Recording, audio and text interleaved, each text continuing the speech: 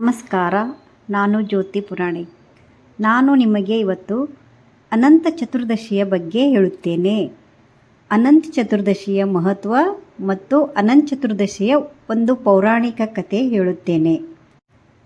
ಅನಂತ ಚತುರ್ದಶಿ ಅಥವಾ ಅನಂತ ಪದ್ಮನಾಭ ವ್ರತ ಇದು ಭಾದ್ರಪದ ಮಾಸದಲ್ಲಿ ಶುಕ್ಲ ಪಕ್ಷದ ಚತುರ್ದಶಿಯನ್ನು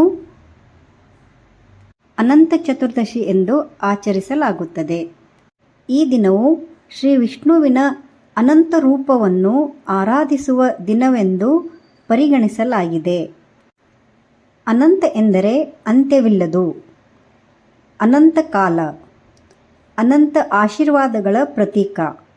ಈ ವ್ರತ ಮಾಡಿದ್ದರೆ ಪಾಪ ಬಂಧನದಿಂದ ಮುಕ್ತಿ, ಐಶ್ವರ್ಯ, ಸಮೃದ್ಧಿ, ಕುಟುಂಬದ ಸೌಖ್ಯ, ಮನಃಶಾಂತಿ ದೊರಕುತ್ತದೆ ಎಂದು ಹೇಳಲಾಗಿದೆ.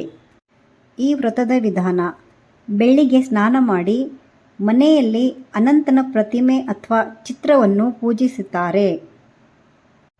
ಹೂವು, ಹಣ್ಣು ಮತ್ತು ಅನೇಕ ಥರದ ಪಕ್ವಾನ್ನಗಳನ್ನು ಮಾಡಿ ದೇವರಿಗೆ ನೈವೇದ್ಯ ಮಾಡಲಾಗುತ್ತದೆ. ಹಾಗೆ ಪೂಜೆಯಲ್ಲಿ ಅನಂತ ದಾರವನ್ನು ಇಡಲಾಗುತ್ತದೆ.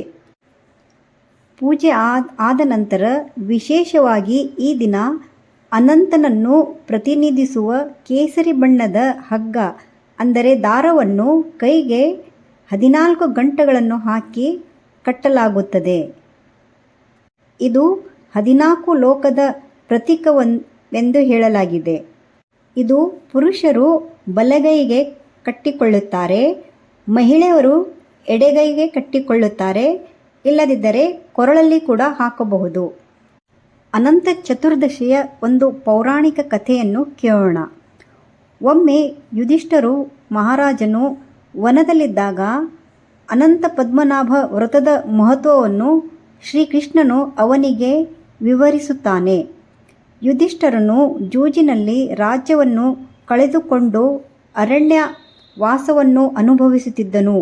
ಈ ವೇಳೆ ಶ್ರೀಕೃಷ್ಣನು ಹೇಳುತ್ತಾನೆ, ಹೇ ರಾಜನೇ, ನೀನು ಅನಂತ ಚತುರ್ದಶಿ ವ್ರತ ಮಾಡಿದರೆ ನಿನಗೆ ರಾಜ್ಯ, ಐಶ್ವರ್ಯ, ಸೌಖ್ಯ ಮತ್ತೆ ಲಭಿಸುತ್ತದೆ ಎಂದು ಹೇಳುತ್ತಾನೆ. ಶ್ರೀಕೃಷ್ಣನು ಹೇಳಿದಂತೆ ಯುಧಿಷ್ಠರನು ಅನಂತನ ಆರಾಧನೆ ಮಾಡಿ, ಪೂಜೆ ಮಾಡಿ, ಪತ್ರೆ ಹೂಗಳಿಂದ ದೇವರ ಸ್ಮರಣೆ ಮಾಡಿ 14 ಗಂಟುಗಳನ್ನು ಹಾಕಿದ ಕೇಸರಿ ದಾರವನ್ನು ತನ್ನ ಕೈಯಲ್ಲಿ ಕಟ್ಟಿಕೊಳ್ಳುತ್ತಾನೆ. ಭಕ್ತಿ ಭಾವದಿಂದ ಮಾಡುತ್ತಾನೆ.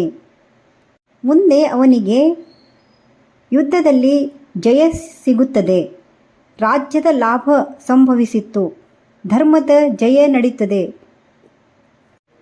ಯುಧಿಷ್ಠಿರನಿಗೆ ಈ ಪೂಜೆ ಮಾಡಿದ್ದರಿಂದ ಪುನಃ ಅವನ ರಾಜ್ಯವನ್ನು ಅವನಿಗೆ ದೊರಕುತ್ತದೆ. ಇದು ಅನಂತ ಚತುರ್ದಶಿಯ ಪೌರಾಣಿಕ ಕಥೆ. ಎಲ್ಲರೂ ಸೇರಿ ಸಂತೋಷದಿಂದ ಅನಂತ ಚತುರ್ದಶಿಯ ಹಬ್ಬವನ್ನು ಮಾಡೋಣ. ನಿಮಗೆ ನನ್ನ ವಿಡಿಯೋ ಇಷ್ಟವಾದಲ್ಲಿ ಲೈಕ್, ಶೇರ್, ಸಬ್ಸ್ಕ್ರೈಬ್ ಮಾಡಿ. ಧನ್ಯವಾದ.